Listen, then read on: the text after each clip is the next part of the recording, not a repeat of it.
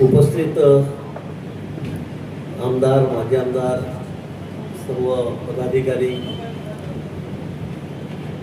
बंधू आणि भगिनींनो, माननीय आमदार रोहित पवार गेल्या 3 दिवसापासून या ठिकाणी अंतत्याग करून उपोषणाला बसलेले आहेत. खरं म्हणजे मी दादांचं माझ्या सकाळी बोलणं झालं, मला फोन आला आणि त्यानंतर मी दादांना विचारलं की दादा तुम्हाला सल्ला कोणी दिला. तर मी कापसासाठी 11 दिवस उपोषणाला बसलेलो होतो जळगावला. आपल्याला कल्पना असेल ते 10,000 लोक सकाळ संध्याकाळ राहतात. झोपायला सुद्धा दिले झोपायचे. तर इतका गहन प्रश्न होता. कापसाला 6,000 रुपये भाव द्या म्हणून मी उपोषण केलं. खूप गर्दी असायची. देवकरप्पा आपल्या मंत्रिमंडळामध्ये होते, जळगावचेच होते. त्यांचं घर 500 फुटावरच होतं. तिथे मी उपोषणाला बसलो. ते रोज ये जा करायचे, पण माझ्याकडे बघतही नव्हते. मला असं वाटलं एखाद्या दिवशी तरी येतील, माझं उपोषण सोडवतील, काहीतरी आश्वासन देतील. पण एकही दिवस ते आले. 5व्या 7व्या दिवशी मी त्यांना निरोप पाठवला, कार्यकर्त्यांना पाठवलं. मी म्हटलं त्यांना विचारा पण ना की आपले चांगले संबंध आहेत, मला एकदा विचारलं की माझं उपोषण तर सोडा, काही आश्वासन तर द्या, वरती बोला.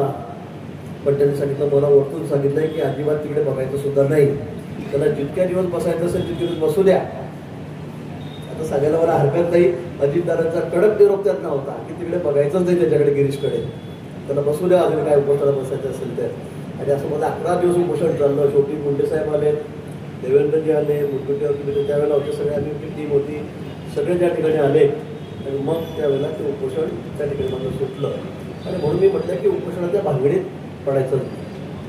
आपलं काय मार्ग असेल, सदस्य आपण आमदार आहोत, आपण विधिमंडळात मांडू शकतो. कर्जमाफी झाल्यानंतर खरं म्हणजे मी दादांना म्हटलं की तुम्ही एक पत्र द्यायचं असेल मुख्यमंत्री महोदयांना लगेच 2-4 दिवसामध्ये की साहेब मला वेळ द्या, हे जरा थोडंसं मला चुकीचं वाटतंय, माझ्या याच्यामध्ये सूचना आहे. आपण सांगितलं असं साहेबांनी वेळ दिला असता, म्हणजे उपोषणाची वेळ आपल्यावर आली नसती आणि यातून मार्ग लवकर निघाला असता. पण आपण असं न करता इथं उपोषणाचा मार्ग स्वीकारला, ठीक आहे. तर आपल्याला वाटलं आपण त्याच्यावर बसलेला आहात, पण आता या संदर्भामध्ये काहीतरी मार्ग निघाला पाहिजे. आपल्याला माहिती आहे 17मध्ये देवेंद्रजी मुख्यमंत्री असताना आम्ही त्यावेळेला कर्जमाफी केली होती. नंतर यावेळेला तर मागणी नसताना खरं म्हणजे निवडणुकी नव्हती. आता 4-6 महिने झाल्या निवडणुका, महापालिकेच्या झाल्या, नगरपालिकेच्या झाल्या, विधानसभेचे आता 1-1.5 वर्ष झालेले आहेत, लोकसभेच्या झाल्या. मागणी नसेल तर अचानक मुख्यमंत्री महोदयांनी निर्णय जाहीर केला, समिती नेमली, निर्णय केला आणि जवळपास 37,000 कोटी रुपये आपण शेतकऱ्यांची कर्जमाफी यातून केलेली आहे. मोठी रक्कम आहे. ठीक आहे, आपलं काही मोठी वेगळं म्हणणं असेल आम्ही समजू शकतो. पण याच्यामध्ये मित्राचे CEO प्रवीण परदेशी यांच्या अध्यक्षतेखाली 5-6 सगळे सेक्रेटरी आहेत प्रमुख खात्यांचे, त्या समितीत होते. त्या समितीने 2 महिने अभ्यास केला आणि त्यातून सगळे हे निकष लावून ही सगळी कर्जमाफी या ठिकाणी केलेली आहे. आणि हा आकडा जवळपास 37,000 कोटी रुपयापर्यंत येतो आहे. 37,000 रुपयापर्यंत, 37,000 कोटीपर्यंत. आणि मग हा निर्णय या ठिकाणी झालेला आहे. पण दादांना असं वाटतं की यात सुधारणा झाली पाहिजे. मुख्यमंत्री महोदयांनाही सकाळी कानावर टाकलं, आपण आपल्या मागण्या काय, मला ते नेमके त्या सांगा. त्या आल्यावर मी मुख्यमंत्री महोदयांशी त्या ठिकाणी बोललो. ठीक आहे, या बाबतीमध्ये समिती आहे, त्यांच्यापुढे त्यांनी लेखी स्वरूपात जर दिलं तर चर्चा होऊ शकते, सकारात्मक निर्णय होऊ शकतो. पण त्या ठिकाणी आपल्याला चर्चा करावी लागेल, आपल्याला बसावं लागेल. इथे बसून असा तडकाफडकी निर्णय होणार नाही की झालं दिलं, असं होणार नाही. शासन आपल्याला कल्पना आहे अतिशय सकारात्मक आहे शेतकऱ्यांच्या बाबतीमध्ये. ज्या ज्या वेळेला नैसर्गिक काही क्लायमेट आल्यात, आपत्ती आल्यात, त्यावेळेला प्रत्येक वेळेला मग कांदा शेतकरी असो, द्राक्ष बागायतदार असो, त्या ठिकाणी केळी उत्पादक असो, ऊसावाल्या, सगळ्यांना शासन या ठिकाणी मदत करत आहे. आता अवेळी पाऊस पडतोय, अवेळी गारपीट पडतंय, अवेळी वादळ सुटतंय, निसर्गाचं सगळं चित्र बदललेलं आहे आणि त्यामुळे नुकसानही खूप मोठं आहे. अतिवृष्टी अशी होती की सगळे शेतं वाहून गेले. त्यावेळेला सुद्धा शासनाने कुठे याकरता हात घेतलेला नाही. स्वतः हाताने मदत कधी नव्हती त्या वर्षात, तेवढी आम्ही या ठिकाणी केलेली आहे. पण आता शेतकरी अडचणीत आहे ही वस्तुस्थिती आहे आणि म्हणून शासनाने हा निर्णय घेतलेला आहे. पण यावरही आपल्याला असं वाटत असेल की याची सुधारणा झाली पाहिजे की ज्यामुळे शेतकऱ्यांचा अधिक फायदा होईल. तर या बाबतीत मला असं वाटतं की आपण मुंबईला यावं. 22 पासून अधिवेशन आहे. आपल्या म्हणण्याप्रमाणे मी सांगितलं की आपण अधिवेशनाच्या आधी या ठिकाणी बैठक घेऊ. जे CEO आहेत मित्राचे प्रवीण परदेशी त्यांना बोलवू, सेक्रेटरी सगळे जे सदस्य आहेत मेंबर त्यांना आपण त्या ठिकाणी बोलवू, आपण त्यांच्याशी चर्चा करू. आपली त्याची भूमिका समजून सांगा. CM साहेबांनी सांगितलं आहे मला 22 तारखेच्या आत या ठिकाणी आपण बैठक घेऊ आणि याच्यावर काय असेल जे योग्य असेल तोडगा निश्चित त्याच्यामध्ये काढू, सकारात्मक निर्णय या ठिकाणी करू. तसं CM साहेबही मला म्हणलेले आहे. आपण पटवून द्या की असं केलं असं होईल, कसं केलं तसं होईल, कारण हे खूप चर्चा करून हा निर्णय झालेला आहे. पण तरीही आपल्याला वाटत असेल तर मला वाटतं आपण 22च्या आधी अधिवेशन सुरू होणार आहे, तर 22च्या आधी आपण याच्यामध्ये बसून या ठिकाणी चर्चा करू. शेवटी CM साहेब जो निर्णय घेतील फक्त सगळ्यांना मान्य असेल आणि यातून मला वाटतं मार्ग निघेल. उपोषणाला बसून अजून 5 दिवस बसले, 7 दिवस बसले, 8 दिवस त्याचा मार्ग निघणार नाही. तब्येतीला आपण जपलं पाहिजे, कारण आपल्याला माहिती आहे उपोषण करून काय काय त्याचे परिणाम होतात तुम्ही भोगलेले आहे. त्यामुळे मलाही वाटतं की आता आपण फार जास्त वेळ या ठिकाणी न बसता आपण आज उपोषण सोडावं. आपल्यासमोरच मी या ठिकाणी चर्चाही केलेली आहे. तर त्यामुळे 22 तारखेच्या त्या संदर्भामध्ये आपण एक सविस्तर बैठक घेऊ आणि त्यामध्ये काय असेल ते निर्णय करू. आणि म्हणून माझी आपल्याला या निमित्ताने विनंती आहे की आपण आता उपोषण सोडावं. आता मी जसं सुरुवातच केली होती, कर्जमाफी जाहीर झाली त्या सरकारचं आम्ही अभिनंदनच करतो. आकडा 36-37 हजार जो आहे कोटी तोही योग्यच आहे. फक्त या 2 अटी असल्यामुळे खरी कर्जमाफी ही कुठेतरी 13,000 कोटीपर्यंत जाऊ शकते. त्यामुळे या 2 अटी काढल्या तर 37 हजार कोटी रुपये जे सरकारने मान्य केलेलं आहे की द्यायचं आहे, त्याच्यामध्ये आपल्या सर्व शेतकऱ्यांना न्याय मिळू शकतो अशी आमची भूमिका आहे. मला फक्त सगळ्या शेतकरी बांधवांना एवढंच विचारायचं आहे खरं, त्यांना तुम्ही आणि माझे सगळे माझ्याबरोबर बसलेले जे सर्व इथे असणारे आंदोलन करणारे 26-27 जण आहेत, हे बघा, हे आंदोलन कुठे राजकीय नव्हतं. इथं आपण शेतकऱ्यासाठी बसलो होतो आणि शेवटी निर्णय हा सरकारकडे असतो.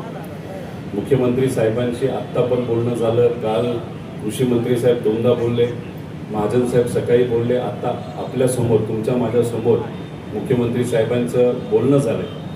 राजकीय दृष्टिकोनातून याला अजून ओढायचं असेल तर कदाचित काही राजकीय विश्लेषक आम्हाला सांगतील की चला अजून ओढा, पण मला असं वाटतं की याच्यात जर फाटलं तर शेतकऱ्याचं नुकसान होईल. त्यामुळे आत्ता जर सरकारकडनं अशी भूमिका असेल म्हणजे अधिवेशनच्या आधी, तर तुम्हालाही माहिती आहे अधिवेशनमध्ये आम्ही काही गप्प बसत नसतो आणि अधिवेशन झालं तरी गप्प बसणार नाही. शेवटी आषाढीला इथं सर्व मोठ्या नेत्यांना या पवित्र भूमीमध्ये यावंच लागते, हे त्यांनाही आणि आपल्या सगळ्यांना माहिती आहे. त्यामुळे शेतकऱ्यावर अन्याय करून तसं कुणीच सेफ राहू शकत नाही, सुखरूप राहू शकत नाही. राजकीय दृष्टिकोनातून हे सगळ्यांनाच माहिती आहे. त्यामुळे मी आपल्या सर्वांना विचारतो की जर मुख्यमंत्री साहेब म्हणत असतील अधिवेशनाच्या आधी आपण बसूया, चर्चा करूया, जे कोणी आपल्या कमिटीमध्ये नाही तर आपल्या बरोबर चर्चेसाठी येणार आहेत त्यांच्याबरोबर आम्ही चर्चा करू. परदेशी साहेब जे त्या कमिटीचे प्रमुख आहे, ज्यांनी हा निर्णय घेतला GRचा, ते तिथं असतील, सेक्रेटरी तिथं असतील आणि हे अधिवेशनच्या आधी होत आहे. मग मला असं वाटतं की नक्कीच याच्यातून काहीतरी नाही म्हणजे आम्ही तिथं भांडणारच आहे की हे दोन्ही अटी तिथं काढल्याच गेल्या पाहिजेत. तुम्हाला माहिती आहे आम्ही भांडायला लागलो तर रस्त्यावर सुद्धा भांडतो आणि अधिवेशनामध्ये सुद्धा भांडतो. मग सरकारने हे जे प्रपोजल दिलेलं आहे आता 30 तारखेपर्यंत ते कर्जमाफी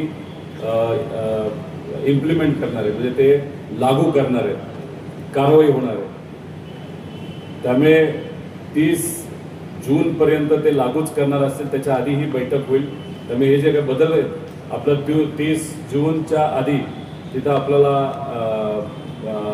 बदल करता येतील आणि 22च्या आधीच आपली बैठक होणार आहे.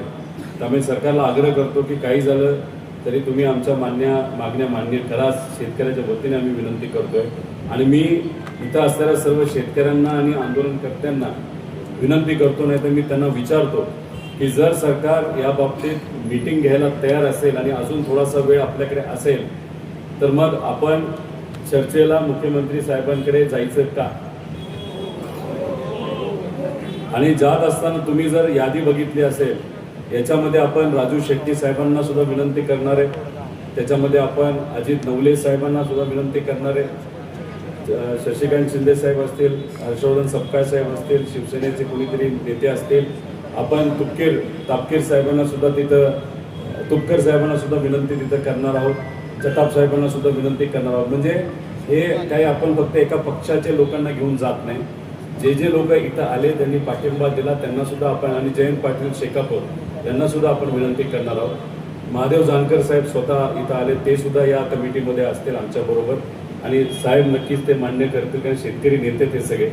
आणि मग आम्ही जाऊन चर्चा करू आणि मग आपण अधिवेशनाच्या 1 दिवस 2 दिवस आधी जेव्हा केव्हा वेळ मुख्यमंत्री साहेब देतील चर्चा होईल. त्यामुळे हे सर्व शेतकरी नेते आणि त्यात आमच्यासारखा एक कार्यकर्ता सुद्धा तिथं असेल. मग ती काय चर्चा होती, चर्चा झाल्या तुमच्या समोर आम्ही मीडियाच्या समोर येऊन तिथं सांगू. चालेल का? चालणार आहे का?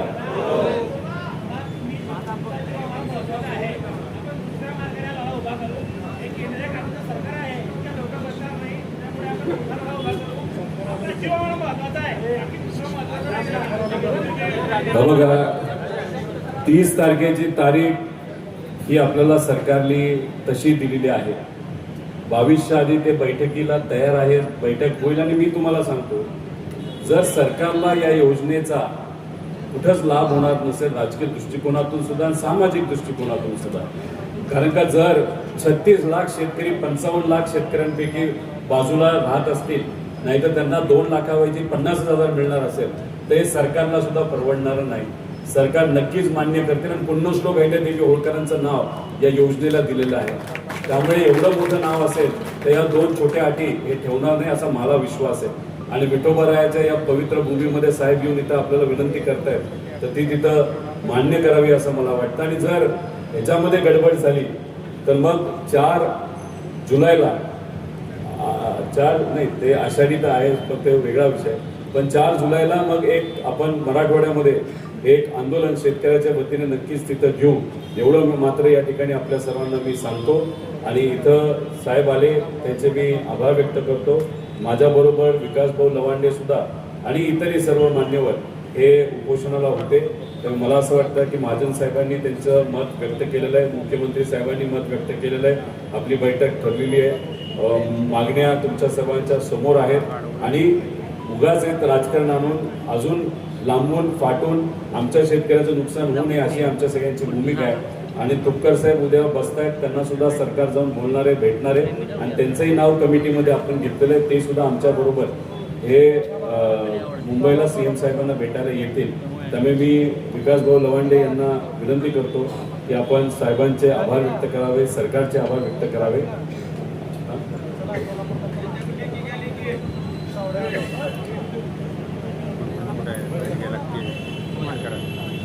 दादांनी सुद्धा सकारात्मकता दाखवली या ठिकाणी आणि मी त्यांचे आभार मानेल.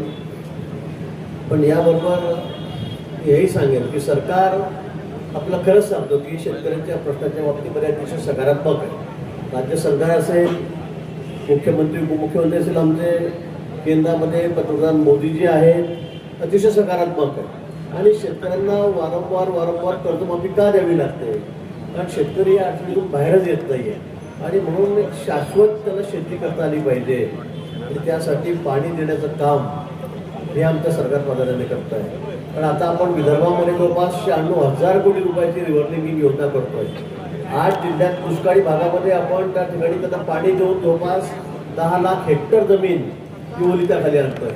समुद्रात जाणारं पाणी आता आपण वळवून मराठवाड्यामध्ये त्या ठिकाणी आणतोय. नारपारच्या माध्यमातून खानदेशमध्ये पाणी नेतोय. आणि याला जवळपास 2.5-3 लाख कोटी रुपये स्वप्नातही पण विचार करणार नाही इतका मोठा निधी केंद्र सरकार 60% 40% आपण या ठिकाणी राज्य सरकार देऊन या सिंचनाच्या व्यवस्था आम्ही त्या ठिकाणी उभ्या करतो आहोत की शेतकरी काय